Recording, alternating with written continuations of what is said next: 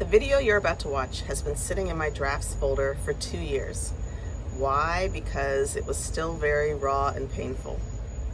Look, if you think you know men and you think you understand relationships like I thought I did, take a look at this video that explains what I went through and let me know what you think, because I was completely thrown for a loop, completely thrown. And 2 years later, I'm good. I feel fine. I understand the situation, but at the time I was so confused. So if you can make it through to the end, that would be great. And if you leave a comment, even just leave me one word to describe the situation, like what comes to mind when you watch this video. All right, take a look. So I have to pack. I have my coffee because I'm tired, but I have a story to tell you about dating. I'm supposed to be moving into a new place next week, and I don't feel like packing, and I'm this close to just hiring full service movers so they can do everything. I think I've earned that. But in the meantime, I'm going to tell a story because I'm procrastinating. And I hope you stick around to the end because I would love to hear your opinion about this man. Yes, this story is about a man in my life who was in my life for a couple of years, maybe even several, and just really shocked me with what he did. So buckle up. This is a good one. All right, let me set the scene for you. It was 2020. Pandemic. We were shut inside. We were desperate to make connections. So I got on a dating app and I connected with this man, and we will call him Bob. Okay. So I connected with Bob, and it was great because we were around the same age. He lived really close to me, and we both had elementary school age children. We were both single parents. So I thought, wow. And we talked, and Bob wanted to get together, so we did. And I brought my child, and his child was there, and the kids actually kind of got along. They were a couple of years apart, but they got along pretty well. We hung out maybe a half dozen times. Every time with the kids, though. There were no romantic overtones at all. He was just purely above board, just friends. Say one time he did invite us over for dinner, and he got pizza for the kids, and he wanted to cook a recipe that he found in the New York Times for us. So we were in the kitchen cooking together, and then we ate together in the garden, and it sounds like it could have been romantic, but it wasn't, not at all. So at the end of 2020, actually the end of the summer of 2020, I actually moved down south. So I moved about 1,000 miles away, and we said goodbye, and that was kind of it. In my mind, there was not going to be any further communication.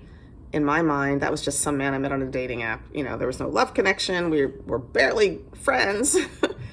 So I moved. About 2 or 3 months later, he reached out to me. He says, did I say something? Did I do something? He was genuinely upset that we were not communicating. And that really surprised me, honestly, because I just thought we were just, he was just some man I met in a dating app. I didn't think we were going to keep in touch, but he really wanted to reconnect. So I thought, hey, why not? He's a nice guy. So at that point, we started talking pretty regularly. I would say once or twice a week. That went on for quite a while. At some point, he met someone, so the conversation slowed down, of course. But then I was in town. I was back in his city in the summer of 2022. Now, at this point, I'd known him for about 2 years. And I would say he was pretty good friend by this point. We were talking fairly regularly, not so much when he was dating, like I said, but I felt like I'd gotten to know him. Anyway, we met for brunch, and we had a nice time, except that he did spend a lot of time talking about this girlfriend who, unbeknownst to him, was about to become an ex-girlfriend.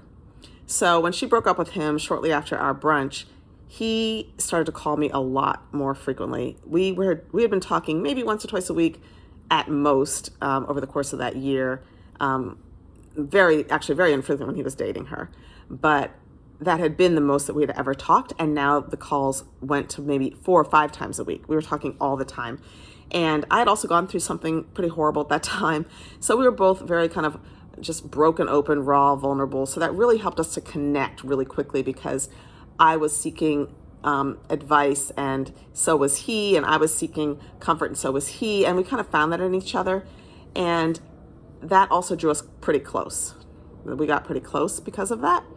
So we ended up speaking a lot over the next year, a lot. I would say at one point we were talking every single day, and we would do things like he would call me on his way to work or call me on his lunch break. And he liked watching Love is Blind as much as I did. So we would set our TVs, set Netflix to start at the exact same time so that we could watch the show together, so we could critique it. And he was really into it. And it was a lot of fun. We had a lot of fun talking. But the conversations got really, really open. I ended up hearing about, health challenges and about his family and finances. And we were both just very open. And because of that openness and that vulnerability, I started developing feelings for him, because honestly, prior, when we hung out when I first met, I really wasn't interested. There were some things about him that I was like, I don't think so. But when you get to know somebody and you see all these other wonderful characteristics, I really started to grow close to him.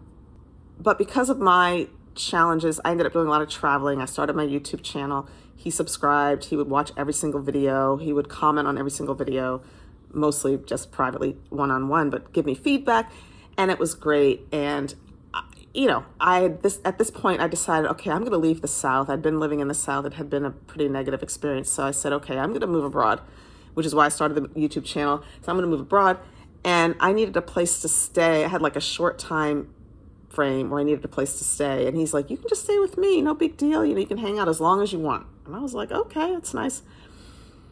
But I will say things got a little bit sketchy, because I want to say around December of that year, he asked me what I was doing for Christmas, and I was going to be out of town. And I said, well, I'm going to the Caribbean. And I said, you can come with me if you want. But he said he had just been there a few weeks earlier for a wedding, so he didn't want to do that. But he was sorry that he couldn't spend Christmas with me. And I thought, interesting.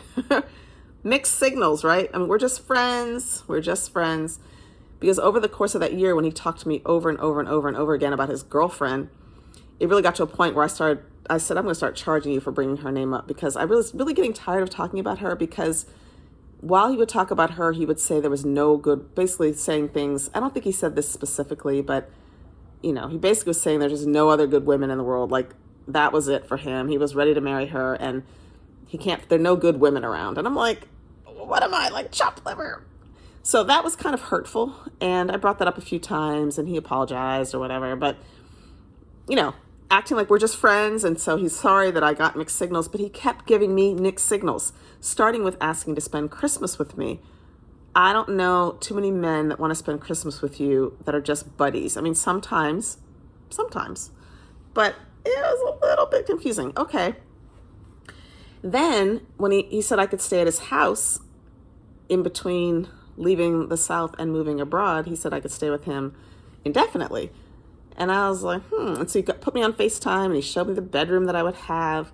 And then he said things like, yeah, but what happens if like one day we're watching TV and I end up putting my arm around you? Or what happens if one day I come in to talk to you in the morning and I sit on your bed? And he was basically saying like he might start to cross the line.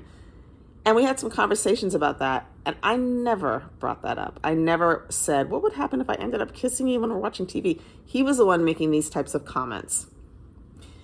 So again, I'm getting some mixed signals. Like, I'm hearing he's kind of attracted to me. He's interested in me. And what will happen if we do that? Just trying to test the waters and see what I'm going to say, right? That's how it seemed to me. Then he tells me he wants to take me on a vacation. Now, I've traveled with men in the past. I've traveled with 2 or 3 boyfriends, and I have traveled with some just male friends. But I know from personal experience, you probably know as well, that if a man is inviting you on a trip, generally they have some interest in you, right? And often they try to act on that. Tell me if you've experienced this or not. So he wanted to go to this all-inclusive in Guatemala, and I was like, all right, that's cool, but are we going to get separate rooms? And he's like, no, I'm paying, I'm getting one room. And I'm like, And then of course these conversations come up again. Like, what if we're at the swim up bar, we've had too much to drink, Throwing these things out there over and over and over again was very confusing. Anyway, so I decided to ask him what his thoughts were. Like, what are we doing here? Like, trying to get clarification. I tried to get clarification a number of times in the past, and he kept pushing it to the side or changing the subject. So when I flat out asked him, is this going somewhere? I wanted clarification, basically. And he told me that he was never interested in me and that he never would be. I was like, wow, okay. I mean, thanks for the clarification. But I was really confused because the man had talked to me nearly every day for a year, called me nearly every single day for a year, wanted to spend Christmas with me, wanted to take me on a trip, said I could move in basically until I got situated in my overseas location. And making all these comments like, what happens if I end up putting my arm around you or whatever? Never interested in you, never was and never will be. That was so confusing to me. I'm like, really? Like, never? So I pressed him. And I was like, we're friends. You can just tell me the truth. Like, what is it? Like, I'm just curious. Like, we are such good friends. And to me, that is like the recipe of a great love story. You know, you start out as great friends. You both are going through things. You help each other. We were so close. You know, I knew all about his family and we could talk about anything and he would make me laugh and I would make him laugh. And we just had the greatest conversations, hours and hours and hours of conversation. Always had something to talk about, always had a great time. And during that year, like there were things that he needed help with that I was able to support him in and vice versa. And I thought, like, what else do you need? Plus, we're both in our 50s. Like, what are you looking for? What are you waiting for? Like, what?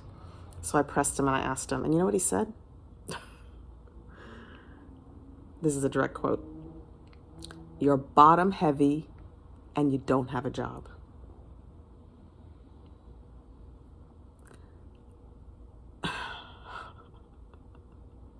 Am I bottom heavy? Yes, I am. I've always been blessed with a booty. But why I was extra bottom heavy during that time is because I had gone through a traumatic experience and I'd gained a lot of weight. And I wasn't working because I took the year off because I had PTSD. Was I on any kind of government assistance? No. Did I do this on my own? Yes, I took the year off. It was a decision for my mental health. And I was like, really? That's why? Anyway, I'm going to end the video there, but I'm curious. He says that what does he say? He ultimately apologized for that comment, but he meant it. I just said, you shouldn't have led me on. You shouldn't have led me on. And he said that he didn't. We're just friends and I should have known. I just want to hear your thoughts. I'd love to hear from a complete stranger's point of view what you think about this whole scenario, because I'm still baffled. By the way, I had to cut him off after that comment. That was hurtful. That was super hurtful. It was rude. It was unnecessary. So I didn't talk to him for quite a while. And then he reached out and was very, very apologetic. And I apologize. I mean, I accepted his apology, but you know, things were never the same. And he's still single. I don't know. As am I. Anyway, thanks for listening. Thanks for watching. And I will see you in the next video. Bye.